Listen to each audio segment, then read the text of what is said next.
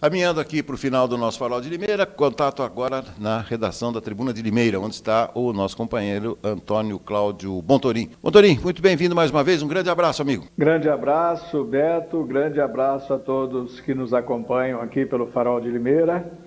Quarta-feira, né? Começando os preparativos para o início do fechamento da edição da Tribuna, com algumas matérias interessantes sobre política. Não podemos nos esquecer de que política até o dia 30 de outubro vai ser a tônica de todas as nossas análises, né? Provavelmente de forma diferente, de forma diferenciada em alguns aspectos, mas na essência trataremos de política, Beto. Cláudio, e aí, os apoios? Você está muito assustado, não está? Como é que está? Não estou não, Beto. Eu acredito que até agora é o que era esperado. É evidente, porque todos esses que declararam apoio a Bolsonaro já o fizeram em 2009, em 2018, com exceção do PSDB, do Rodrigo Garcia, né? Então, não é de se estranhar, o próprio Zema também esteve nesse barco, ele foi eleito, assim como o Dória, né? Foi eleito na onda do Bolsonaro em 2018, e então não é de se assustar, não, e não é de achar surpresas, né? Por enquanto, nada de surpresas nesse sentido. A Tebet e parte do MDB deve vir em apoio ao Lula, assim como o próprio Ciro, né? A La Francesa já declarou o apoio dele, né? O partido do Ciro. O Cidadania do Roberto Freire, para mim até foi uma pequena surpresa em declarar esse apoio aberto, né? Figuras do antigo PSDB, digo, do PSDB histórico, né, que a gente conheceu, não desse que está aí hoje, como Armínio Fraga, o Tasso Gereissati, que também já declararam apoio a Lula. Então, faz parte do jogo político. Cada um tem que entrar no espaço que lhe seja conveniente. O Bolsonaro no espaço mais popular e o Lula no espaço mais relativo ao mercado, né?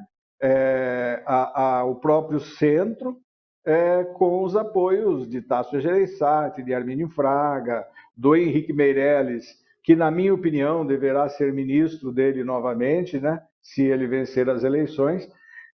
Mas não assustou, não. O que causa uma certa estranheza, né?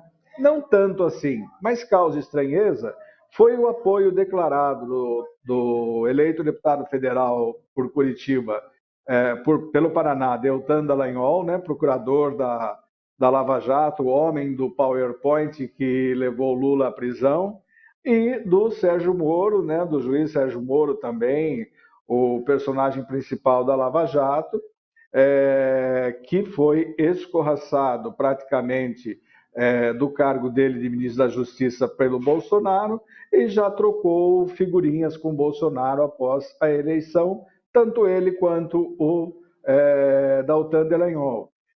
Mesmo porque isso vai contrário àquele discurso deles de combate à corrupção. Porque nós sabemos que a corrupção existe nos governos e não é exclusividade de um ou de outro governo. No Bolsonaro nós temos os casos que envolvem cada vez mais a própria família, os filhos, as ex-mulheres, né? E eles declarando apoio a Bolsonaro, eles estão jogando no lixo todo aquele discurso que eles tiveram quando tratavam do combate à corrupção através da Lava Jato. Eu trato isso como uma questão de caráter mesmo, né? Não de questão política, porque você não pode, se você tem um discurso, se você tem uma prática, você não pode deixar que essa prática seja destruída pela teoria do toma lá da cá e do apoio conveniente. Então, eu penso que a situação é mais ou menos essa, nesse sentido, Beto, E também, nesse caso, a gente precisa inverter, né, aquela frase dita pelo imperador Júlio César, quando ele disse que a mulher de César não basta ser honesta, tem que parecer honesto. Eu diria, a mulher de César não basta parecer honesta, ela deve parecer honesta. Então, eu acho que nós estamos no começo da campanha, no começo do segundo turno, quinta-feira agora, amanhã, né? Dia 7, tem início. É amanhã, dia 7 ou é sexta-feira? Sexta-feira.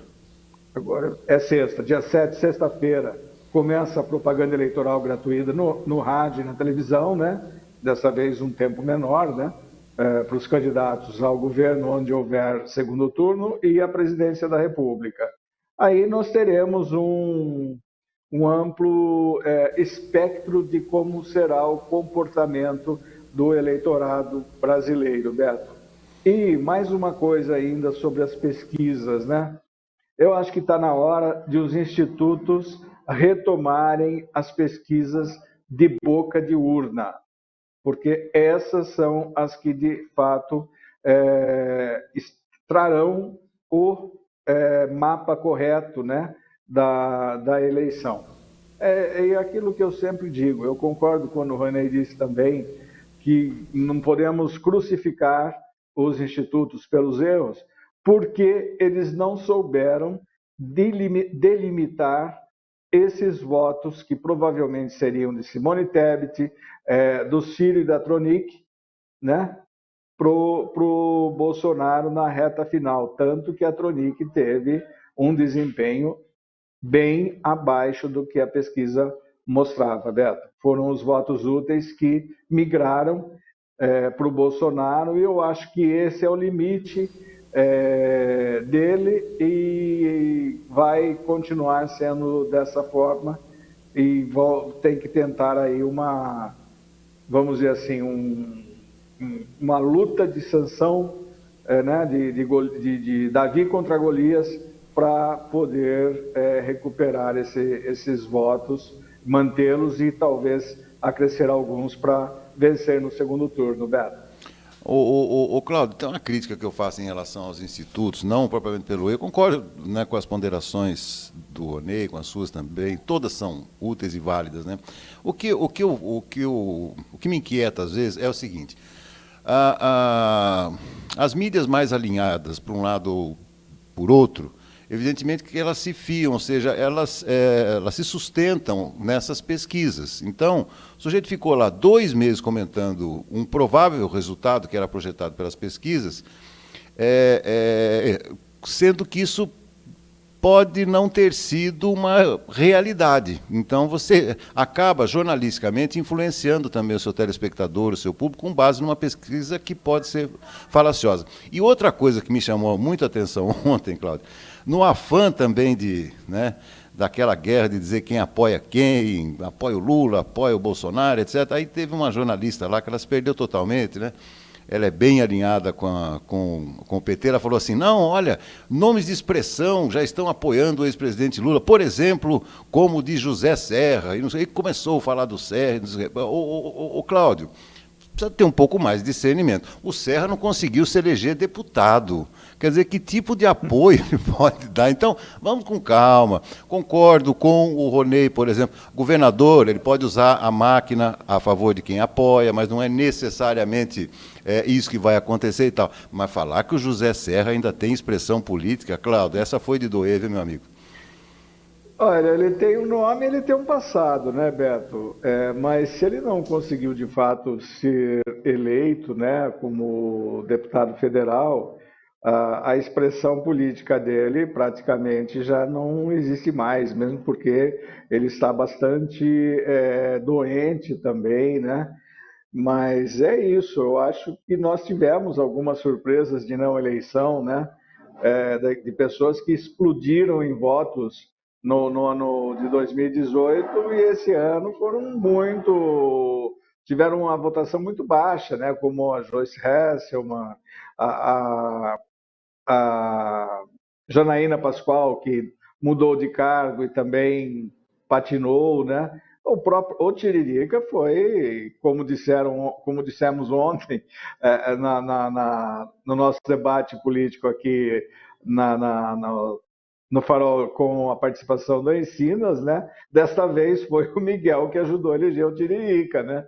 Então, eu acho que esses nomes já estão sendo praticamente jogados de lado pelo eleitor, tanto que, por exemplo, o Kid Bengala, que o pessoal esperava uma coisa dele, foi outra. Ele teve 10 mil votos.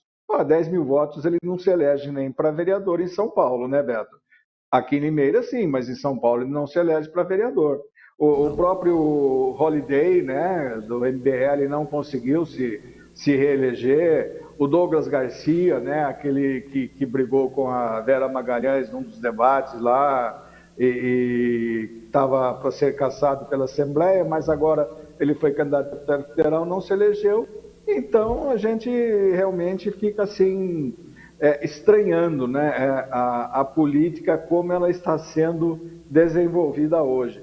Mas eu acho que essa análise de uma centro-direita que está tomando conta do eleitorado é bem real, realmente, é bem real. A tradição que nós temos aqui no Brasil é uma tradição bastante conservadorismo ainda em algumas regiões, né? Principalmente na região sul, que deveria ser progressista, porque é a região mais desenvolvida do país, isso não acontece, né? Então, nós temos que ir tranquilos, ir debatendo, ir falando, mas eu volto a insistir que as pesquisas de boca de urna seriam muito interessantes e evitariam esse desgaste aos institutos de pesquisa, Beto.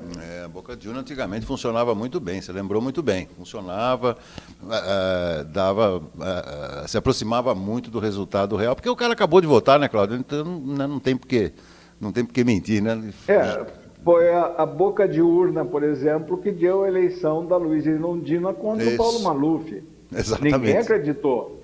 Aí aconteceu com o Jânio e o Fernando Henrique Cardoso, que são exemplos que a gente cita aqui costumeiramente, né?